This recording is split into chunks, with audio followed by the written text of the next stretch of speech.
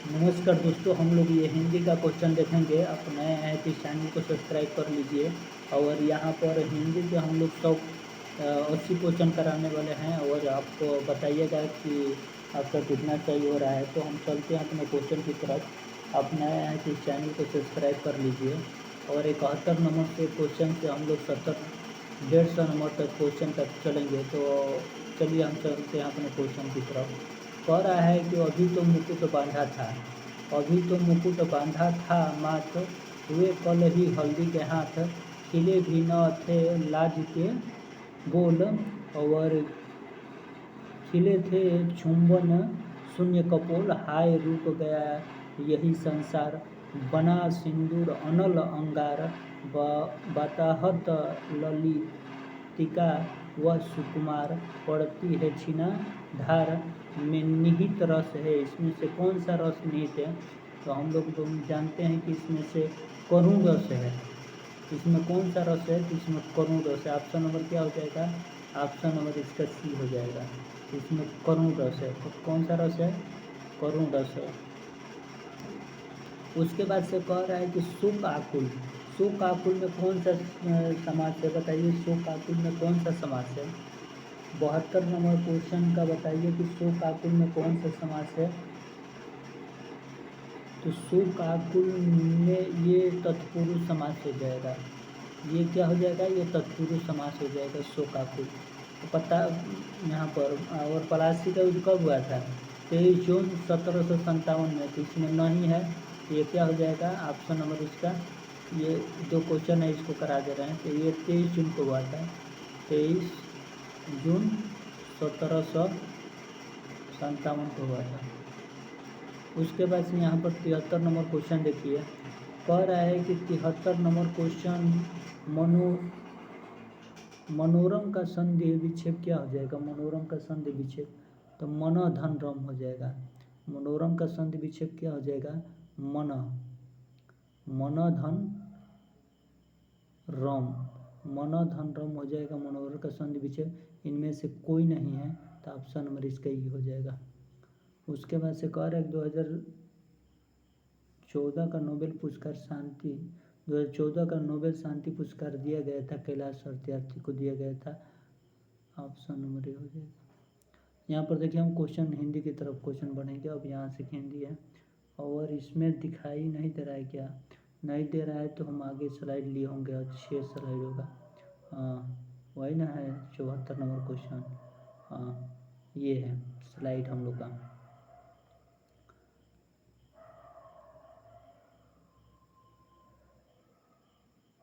कह रहा है कि गरीबों की सहायता करो। गरीब शब्द क्या है? तो गरीबों की सहायता करो, गरीब शब्द विशेषण है, विशेष से है जातिवाचक। गरीब कहने से पूरे उनकी जाति के, गरीब के पूरे जाति का बोध हो रहा है, तो क्या हो जाएगा? ये जातिवाचक संज्ञा हो जाएगा। उसके बाद से हम लोग आगे क्वेश्चन देखेंगे।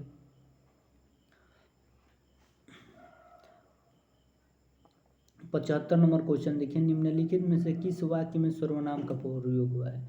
तो किस वाक्य में सर्वनाम का प्रयोग? आज बरसात होगी, मैं कल दिल्ली जा रहा हूँ, और घर का काम कर लो। उपयुक्त में से एक से अनुपयुक्त में से कोई नहीं। तो कह रहे हैं निम्न में से किस वाक्य में सर्वनाम का प्रयोग हो रहा है? तो मैं कल दिल्ली जा रहा हूँ, इसमें सर्वनाम का प्रयोग हुआ है। मैं कल दिल्ली जा रहा हूँ, इसमें किसका प्रयोग हुआ है? तो इसमें सर्वनाम का प्रयोग हुआ है। मैं कल दिल्ली जा रहा हूँ, इसमें कौन में सर्वनाम का प्रयोग हुआ है? इसी में पूछ रहा है कि इसमें सर्वनाम का प्रयोग हुआ है। तो मैं कल दिल्ली जा रहा हूँ, इसमें सर्वनाम का प्रयोग हुआ। ऑप्शन नंबर इसका सी नंबर हो जाएगा। उसके 76 नंबर क्वेश्चन देखिए। अंक शब्द का निकार्थी शब्द बताइए। अंक शब्द का निकार्थी शब्द क्या हो जाएगा? अंक शब्द का निकार्थी शब्द क्या हो जाएगा, हमें ये बताइए। तो अंक शब्द का निकार्थी शब्द अंग, अंग गो, बताइए अंक शब्द का निकार्थी शब्द। अंक शब्द का निकार्थी शब्द क्या हो जाएगा? तो ये ऑप्शन नंबर ए हो जाएगा, अंक गो। 1 मिनट, 1 मिनट, 1 मिनट, यहाँ पर पूछ रहा है कि अंक शब्द का नकारार्थी शब्द क्या हो जाएगा। ऑप्शन नंबर ये बी हो जाएगा। ऑप्शन नंबर क्या हो जाएगा, ऑप्शन नंबर ये बी हो जाएगा। ऑप्शन नंबर क्या हो जाएगा, तो ऑप्शन नंबर इसका बी हो जाएगा।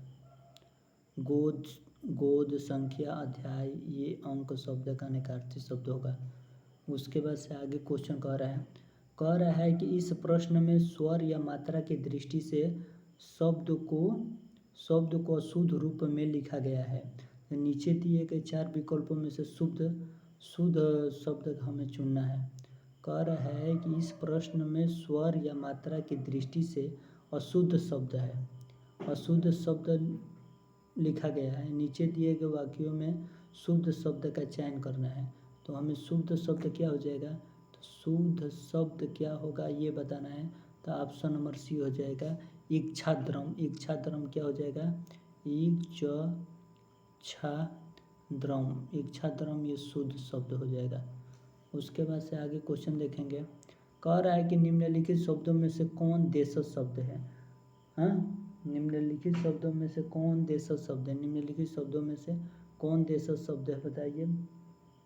निम्नलिखित शब्दों में से कौन देशज शब्द है। 78 के सी, फटाफट। फटाफट क्या हो जाएगा, फटाफट ये देशज शब्द है। ऑप्शन नंबर क्या हो जाएगा, ऑप्शन नंबर सी हो जाएगा, ये देशज शब्द है।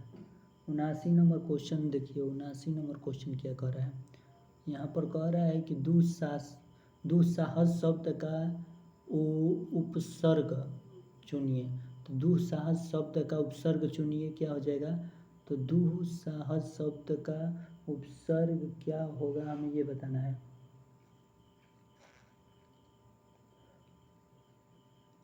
ऑप्शन नंबर क्या हो जाएगा, ऑप्शन नंबर ये हो जाएगा, दुस्साहस शब्द का संधि विक्षेप। हवाज शब्द का बहुवचन बताइए। हवाज शब्द का वो बहुवचन बताइए, क्या हो जाएगा, तो हवाए। हवाए क्या हो जाएगा, ये चंद्र बिंदु वाला हो जाएगा। ऑप्शन नंबर सी हो जाएगा, हवाए। ये हवा शब्द का बहुवचन हो जाएगा। उसके बाद से आगे क्वेश्चन पर चलेंगे हम लोग। क्वेश्चन आगे हम लोग चलेंगे। कह रहा है, इधर है,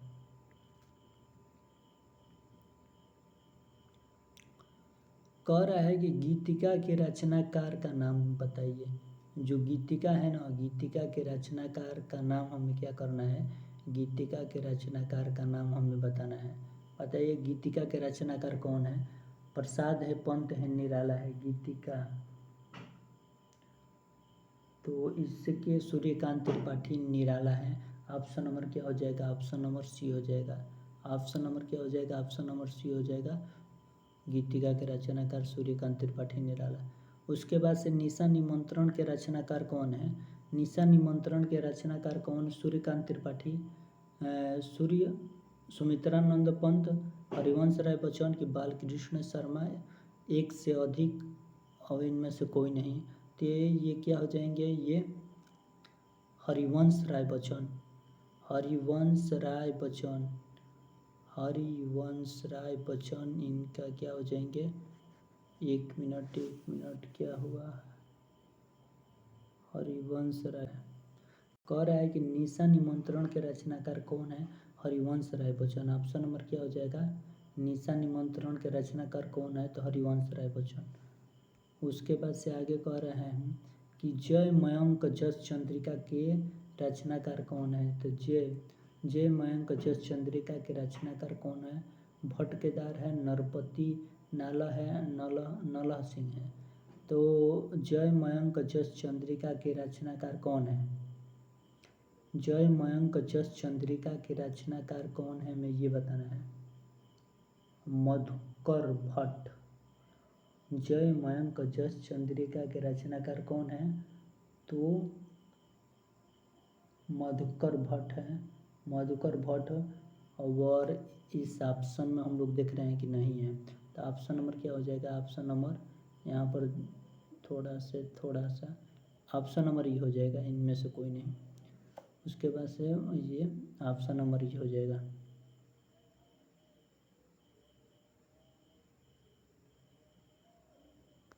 उसके बाद से कह रहा है कि कवित रत्नाकर के रचनाकार कौन है।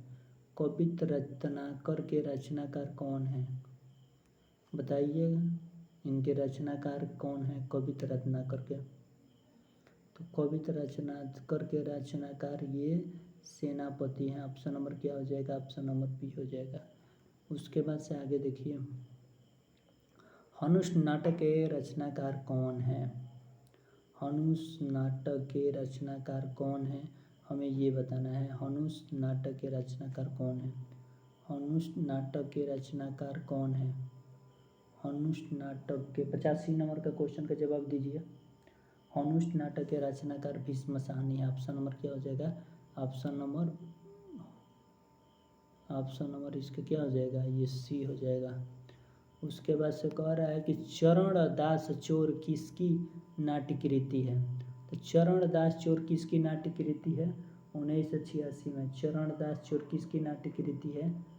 चरण दास चोर किसकी नाट्य कृति है? तो ऑप्शन नंबर क्या हो जाएगा? ऑप्शन नंबर ये हबीब चरण दास चोर किसकी रचना है? तो हबीब तनवीर का है। हबीब तनवीर का चरण दास चोर ये नाटक है।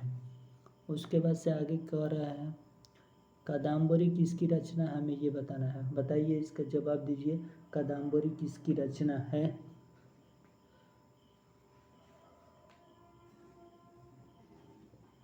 कादम्बरी किसकी रचना है? ये बाण भट्ट की रचना है। किसकी रचना है? ये बाण भट्ट की रचना है। उसके बाद से हम लोग आगे क्वेश्चन देखेंगे। आगे क्वेश्चन कह रहा है कादम्बरी हो गया। वाक्यम रसात्मक वाक्य कौन सा है? वाक्यम रसात्मक काव्य ये उक्ति के लेखक कौन है? तो ये विश्वनाथ है। ये कौन है? वाक्यम रसात्मक वाक्य के तो ये विश्वनाथ है। उसके बाद से हम लोग आगे क्वेश्चन देखेंगे यहाँ से।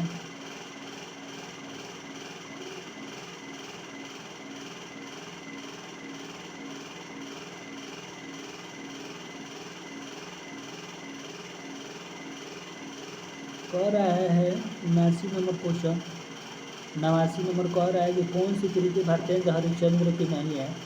तो ये भारत दुर्दशा किसकी है? भारत दुर्दशा भारतेंद्र हरिश्चंद्र की है।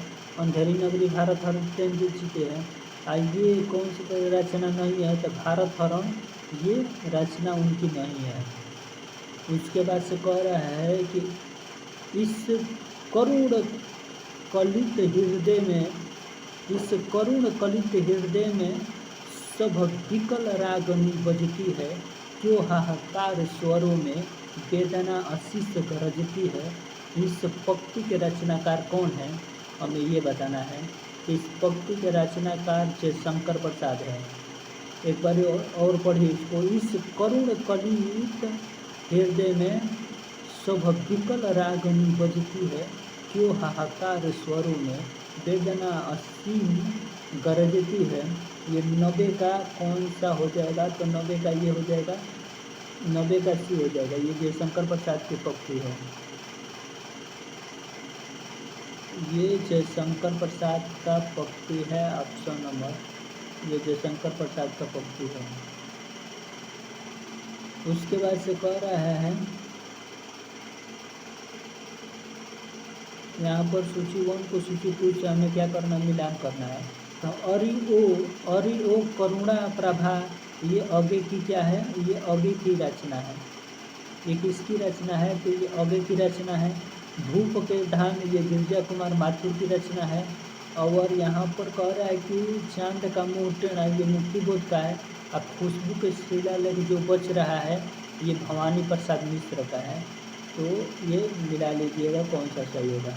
और यहाँ पर कह रहा है कि भाषा बोल ही न जानही जाके कुल के दास। तो भाषा बोली न जानही जाके कुल के दास, यह कथन किस कवि का है? ये केशोदास का। ये किसका है? ये केशोदास का है। ऑप्शन नंबर क्या हो जाएगा? ऑप्शन नंबर ये बी हो जाएगा।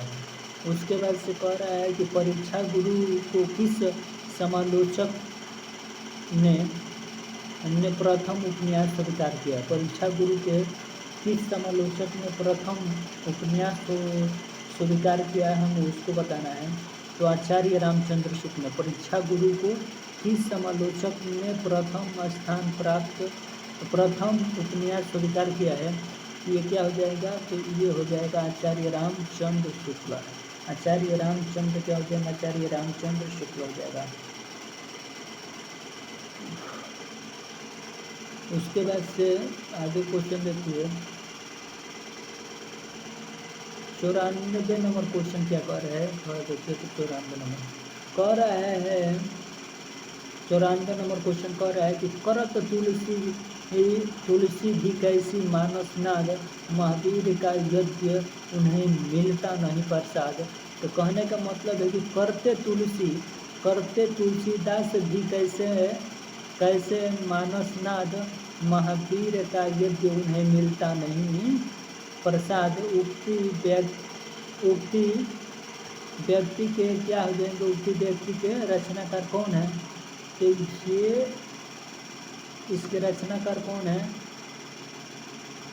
ऑप्शन नंबर मैथिली शरण गुप्त है। इस पंक्ति के रचनाकार ये मैथिली शरण गुप्त है। उसके बाद से हम आगे को 95 नंबर क्वेश्चन देखेंगे। कह रहा है आचार्य शंकु द्वारा रस निपत्ति की व्याख्या का स्वरूप क्या है। आचार्य शंकु द्वारा रस निष्पत्ति की व्याख्या क्या है, हमें ये बताना है। बताइए क्या है, ये क्या हो जाएगा, ऑप्शन नंबर इसका बी हो जाएगा। ऑप्शन नंबर क्या हो जाएगा, ऑप्शन नंबर ये बी हो जाएगा। ऑप्शन नंबर ये बी हो जाएगा,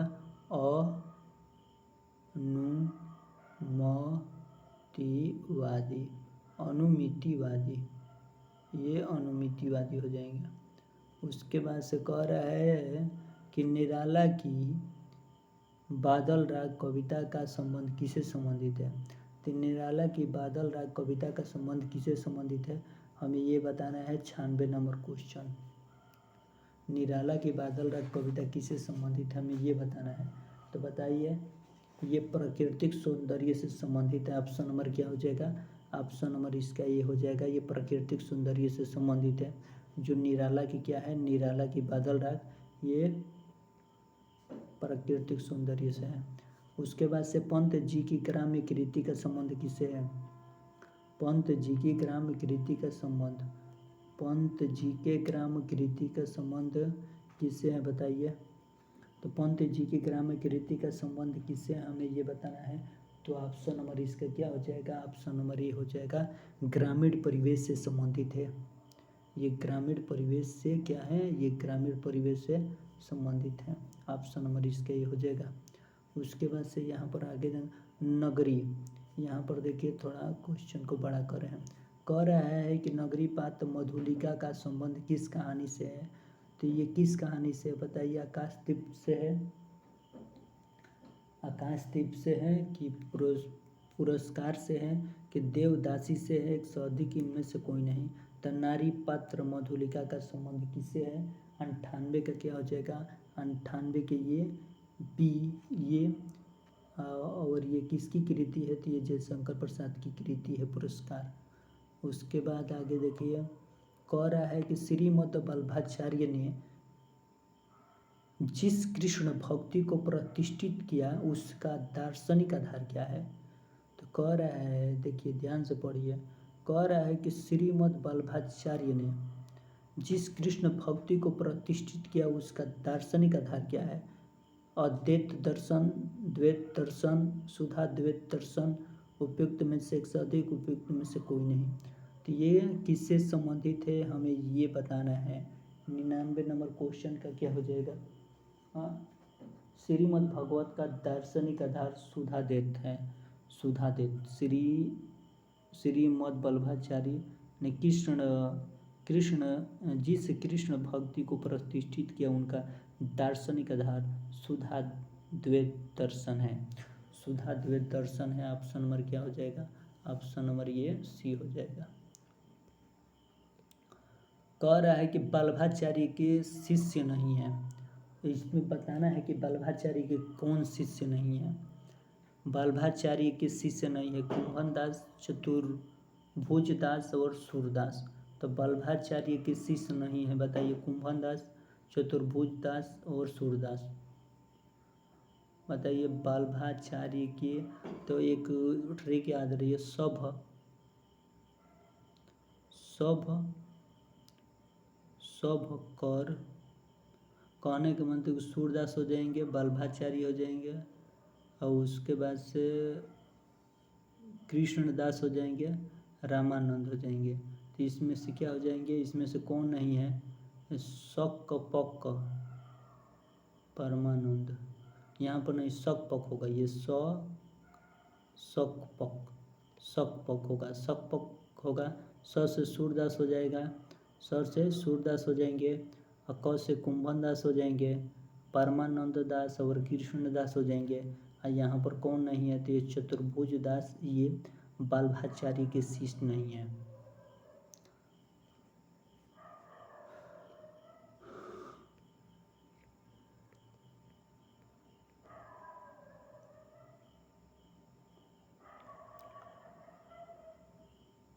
एक 101 नंबर क्वेश्चन पढ़िए और इसका जवाब दीजिए, ये क्या हो। यात्रा वृत्तांत के लेखक एवं यावर के रूप में किसकी प्रसिद्धि है। नागार्जुन, राहुल संकृत्यायन, राहुल कृत्यायन और सेठ गोविंद 100 से अधिक इनमें से कोई नहीं। इसका जवाब दीजिए, बताइए ये कौन से होंगे।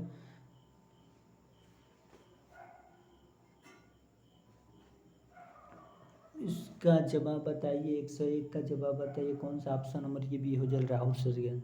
यात्रा वृत्तांत के लेखक और यावर के रूप में जिनकी प्रसिद्धि है वे राहुल संकृत्यायन है। ऑप्शन नंबर ये क्या हो जाएगा, ऑप्शन नंबर ये बी हो जाएगा।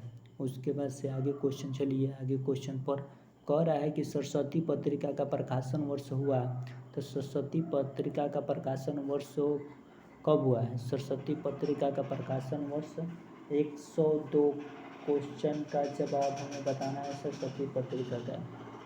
तो सरस्वती पत्रिका का प्रकाशन क्या हो जाएगा, 102 के बी हो जाएगा, 1900 हो जाएगा। सरस्वती पत्रिका का प्रकाशन प्रारंभ हुआ 1900, और उसके बाद से 1900 हो जाएगा। बिहारी कवि हैं, तो बिहारी कौन से कवि हैं। बिहारी कवि हैं, तो बिहारी कवि कौन से है बताइए।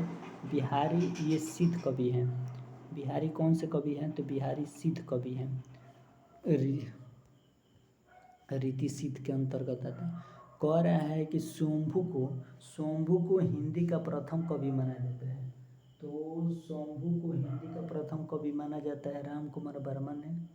शंभू को हिंदी का प्रथम कवि माना जाता है राम कुमार वर्मा ने, रामचंद्र शुक्ल और हजारी प्रसाद द्विवेदी 100 अधिक इनमें से कोई नहीं।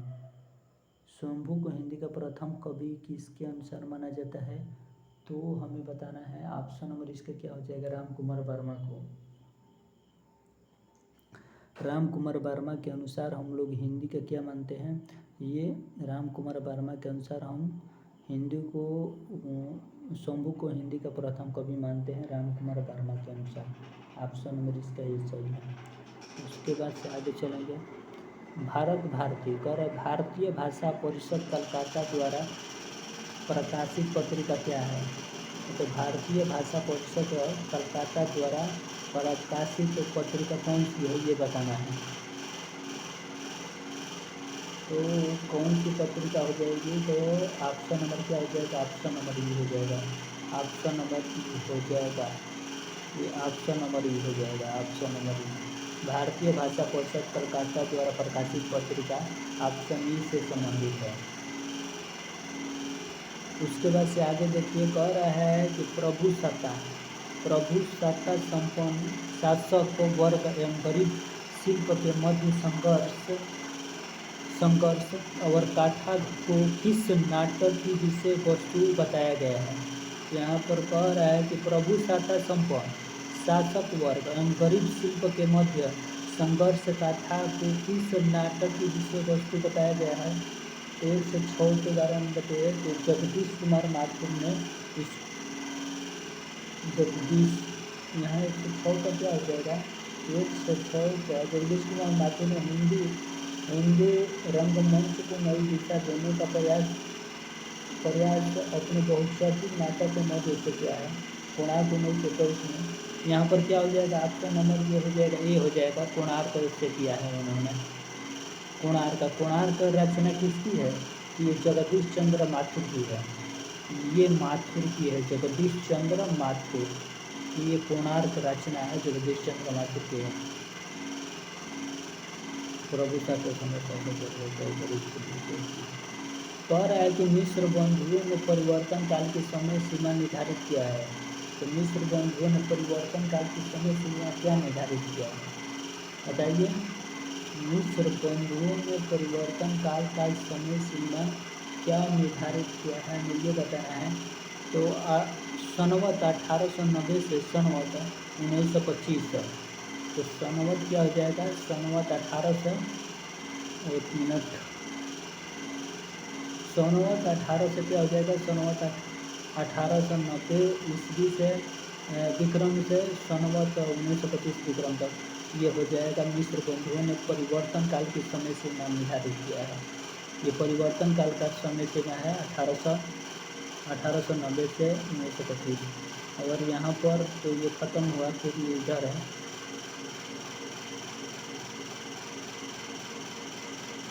कह रहा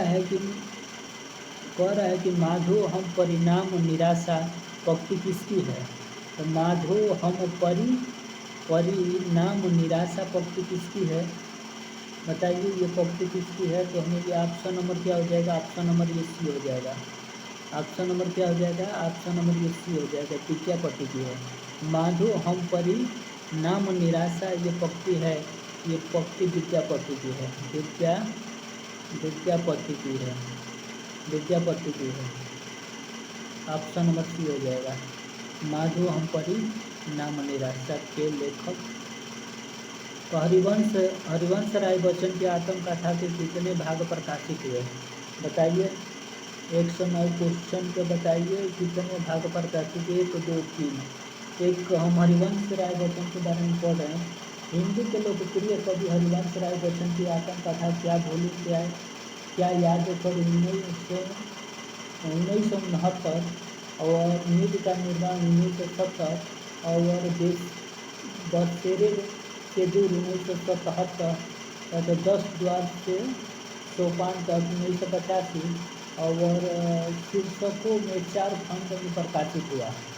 इनमें से कोई नहीं हो जाएगा कि ये 4 खंडों में प्रकाशित। हरिवंश राज्य की आत्मकथा ये 4 खंडों में प्रकाशित हुआ। कितने खंडों में, ये 4 खंडों में प्रकाशित हुआ। ऑप्शन नंबर ई हो जाएगा, इनमें से कोई नहीं।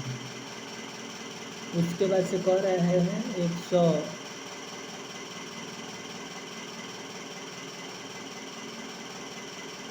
कह रहा है कि समय के आरोही क्रम में कौन सी रचना पहले आएगी। कि अगर हम इस रचना को आरोही क्रम में दर्शाए तो सबसे पहले कौन सी रचना आएगी, इसी के बारे में पूछा है। तो ऑप्शन नंबर इसका क्या हो जाएगा, ये अंधेरी नगरी सबसे पहले आएगी। कालक्रम के अनुसार अंधेरी नगरी पहले आएगी। उसके बाद से कह रहा है कि हिंदी अपने चाल में ही ब्रज भाषा की प्रवृत्ति के साथ खड़ी बोली की प्रवृत्ति के लिए आई थी। ब्रज भाषा के हाथ दिए खड़ी बोली उतरी, यह कथन किसका है। ब्रज भाषा के हाथ दिए खड़ी बोली उतरी, यह उक्ति किसकी है हमें ये बताना है। 1 से 11 का ये आचार्य रामचंद्र शुक्ल का ये उक्ति है। ये आचार्य रामचंद्र शुक्ल का कथन है, आचार्य रामचंद्र शुक्ल का। Option number B. उसके बाद से कह रहा है कि मिस्र बंधु विनोद नामक हिंदी साहित्य के इतिहास लेखन के नाम है। तो गणेश शंकर बिहारी, श्याम बिहारी और सुखदेव बिहारी। और इसको याद करने का ट्रिक क्या हो जाएगा, तो GS। तो जी से क्या हो जाएगा, गणेश बिहारी, एस से श्याम बिहारी, एस से सुखदेव बिहारी हो जाएंगे। उसके बाद से हम लोग आगे चलेंगे। क्वेश्चन नंबर ये देखेंगे 113 नंबर क्वेश्चन। कह रहा है कि इनमें से कौन सी कृति आचार्य हजारी प्रसाद द्विवेदी की नहीं है। इनमें से कौन सी कृति आचार्य हजारी प्रसाद द्विवेदी की नहीं है ये बताना है। हिंदी साहित्य को आलोचनात्मक इतिहास, हिंदी साहित्य की भूमिका, उद्भव और विकास और एक से अधिक। तो इनमें से कह रहा है कि हजारी प्रसाद द्विवेदी का कौन सी कृति नहीं है, तो हिंदी साहित्य कलोचनात्मक इतिहास ये नहीं है, ये हिंदी साहित्य कलोचनात्मक हजारी प्रसाद द्विवेदी का नहीं है। 113 का ये किसका है, तो ये राम कुमार वर्मा का इतिहास ग्रंथ है।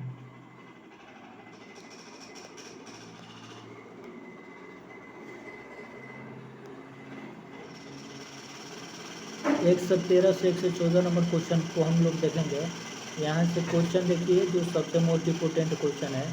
कह रहा है कि आचार्य रामचंद्र शुक्ल ने हिंदी साहित्य के इतिहास के आधुनिक गद्य साहित्य परंपराओं का प्रवर्तक के अंतर्गत प्रथम उत्थान की कालावधि निर्धारित की है। आचार्य रामचंद्र शुक्ल ने हिंदी साहित्य का इतिहास के आधुनिक गद्य साहित्य परंपराओं का प्रवर्तन के अंतर्गत प्रथम उत्थान की कालावधि निर्धारित की है।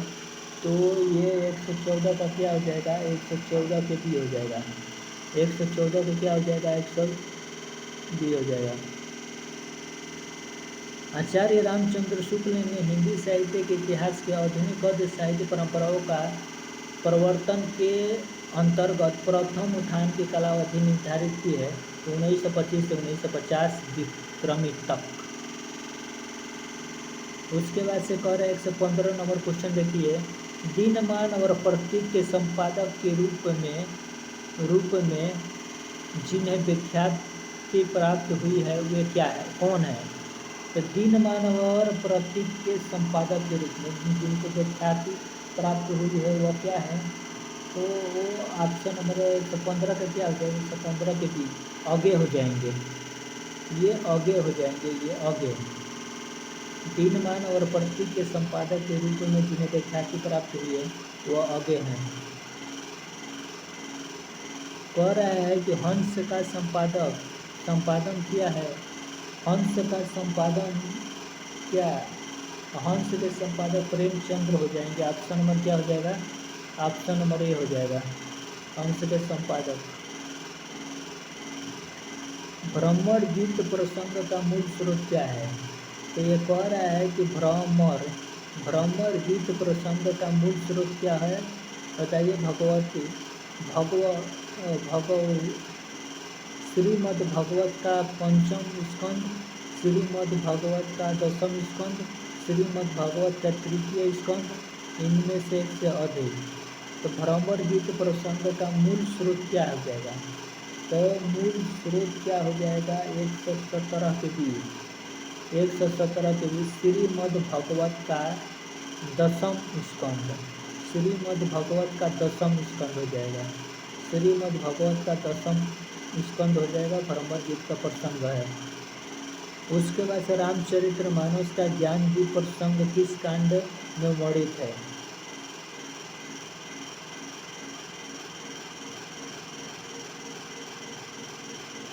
ये उत्तरकांड में वर्णित है। ये किसमें है, ये उत्तरकांड में वर्णित है। ये किसमें वर्णित है, तो ये ज्ञानदीप कांड, ये उत्तरकांड में वर्णित, ऑप्शन नंबर ए हो जाएगा।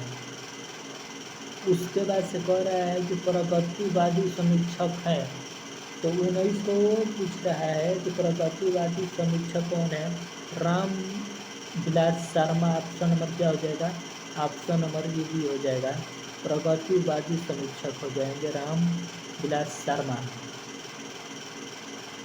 अपने काव्य जीवन के उत्तर में अरविंद दर्शन से प्रभावित कवि हैं, तो अपने काव्य जीवन के उत्तर में अरविंद दर्शन से प्रभावित कवि हैं महादेवी वर्मा, सुमित्रानंद पंत, जयशंकर प्रसाद।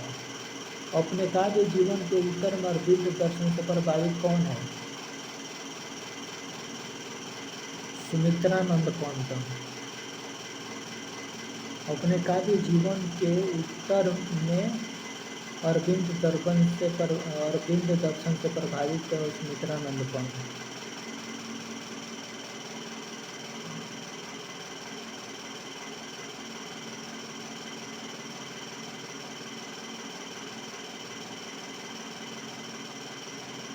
वामाकुलय कुलस्याध्याय में वामा शब्द का अभिप्राय क्या हो जाएगा?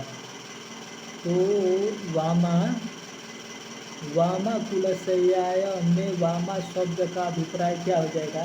तो ऑप्शन नंबर क्या हो जाएगा? ऑप्शन नंबर ये हमें बताना है 21 का। ऑप्शन नंबर क्या हो जाएगा? ये बी हो जाएगा। ये विपरीत आचरण करने वाली स्त्रियाँ। वामा कुलस्याध्याय में वामा शब्द का अभिप्राय क्या हो जाएगा? विपरीत आचरण करने वाली स्त्रियाँ हो जाएगा। तो उसके बाद से हम लोग आगे क्वेश्चन देखेंगे। कह रहा है कि रत्नाकर कृत गंगा उत्तरण किस छंद में लिखा गया है? तो रत्नाकर कृत गंगा उत्तरण किस छंद में लिखा गया है? बताइए 22 नंबर क्वेश्चन का। तो ये रोला में लिखा गया है। रत्नाकर कृत जो गंगा उत्तरण है वो रोला में लिखा गया है। कह रहा है कि अवधि का निजी छंद क्या हो जाएगा?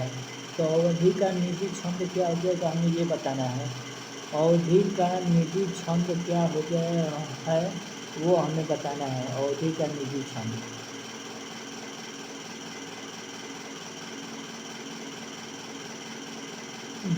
बरवे हो जाएगा। क्या हो जाएगा? बरवे। ये क्या हो जाएगा? ऑप्शन नंबर इसका ही हो जाएगा। ऑप्शन नंबर ये हो जाएगा। अवधि का निजी छंद बरवे होता है। इसके बाद तो हम लोग आगे क्वेश्चन पर चलेंगे। कह रहा है कि खड़ी बोली हिंदी का प्रथम काव्य है। तो ये प्रिय प्रवास। ऑप्शन नंबर क्या हो जाएगा? 24 का सी हो जाएगा। जो अयोध्या सिंह उपाध्याय हरिओट द्वारा लिखा गया है और ये खड़ी बोली का प्रथम महाकाव्य है। इनके अन्य रचना पर जय प्रसून, चुभते चौपते, चुभते चौपते और चौथे चौपते, रस कलश और वैदेही वनवास इनकी प्रमुख रचना है। ऑप्शन नंबर क्या हो जाएगा? ऑप्शन नंबर ये सी हो जाएगा। उसके बाद से कह रहा है द्विवेदी युग के संपूर्णतः प्रतिनिधि कवि हैं। तो द्विवेदी युग के संपूर्णतः प्रतिनिधि कवि कौन हो जाएंगे? 125 के क्या हो जाएगा? 125 के सी हो जाएगा। 125 के क्या हो जाएगा? सी हो जाएगा। मैथिली शरण गुप्त हो जाएगा। तो ये द्विवेदी युग के संपूर्णतः प्रतिनिधि कवि कौन हो जाएगा? मैथिली शरण गुप्त हो जाएगा। उसके बाद से कह रहा है कि राहुल जी ने हिंदी भाषा का प्रथम कवि किसे स्वीकार किया? तो राहुल जी ने हिंदी भाषा का प्रथम कवि किसको स्वीकार किया ये हमें बताना है। बताइए कौन हो जाएगा? पुष्पदंत, हेमचंद्र, सराहपा, एक से अधिक, इनमें से कोई नहीं।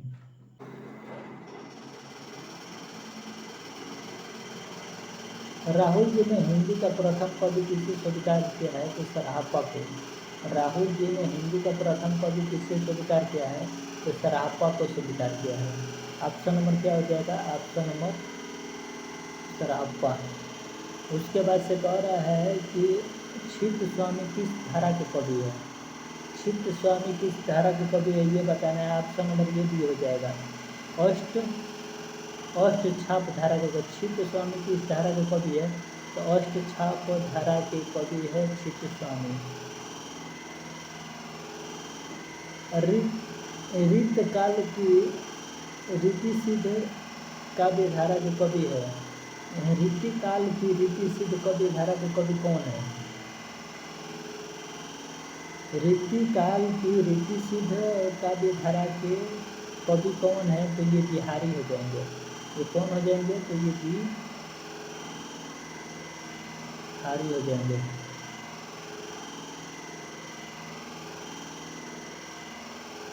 इनमें से कोई नहीं। ऑप्शन नंबर ये हो जाएगा।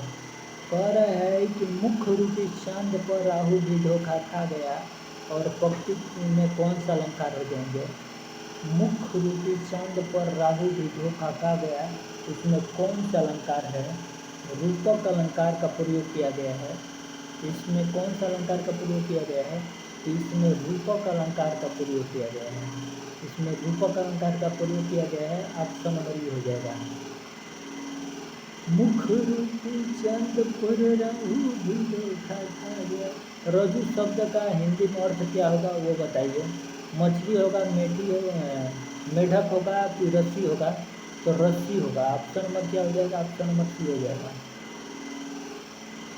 शेक्सपियर के सभी नाटकों का शेक्सपियर के सभी नाटकों का हिंदी अनुवाद किसने किया?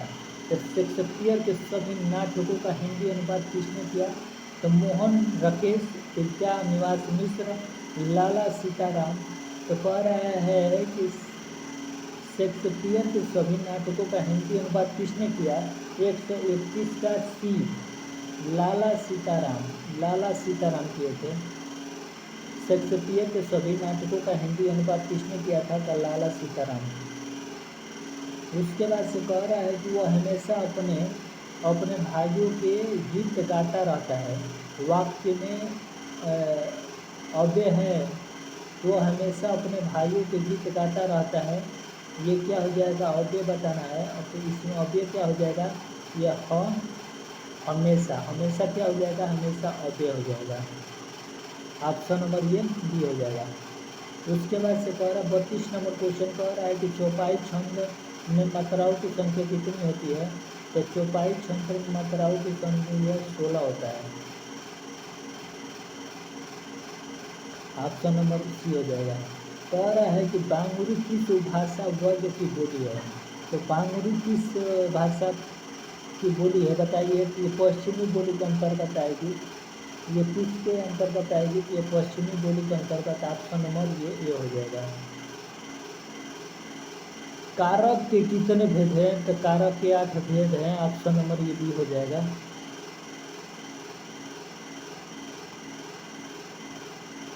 35 पर थे हम लोग, 35 पर हम लोग थे, 35 पर थे तो हम लोग 35 था ना ये वाला, 35 है।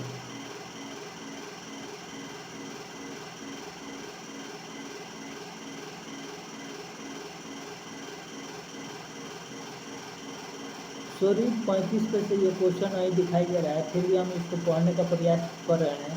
इसको देखेंगे, यहीं तक रहने दे रहे हैं क्योंकि दिखाई नहीं दे रहा है। जय हिंद। यहाँ से 1 मिनट रुकिए, इसको भी हम करा दे रहे हैं। 1 मिनट रुकिए इसको।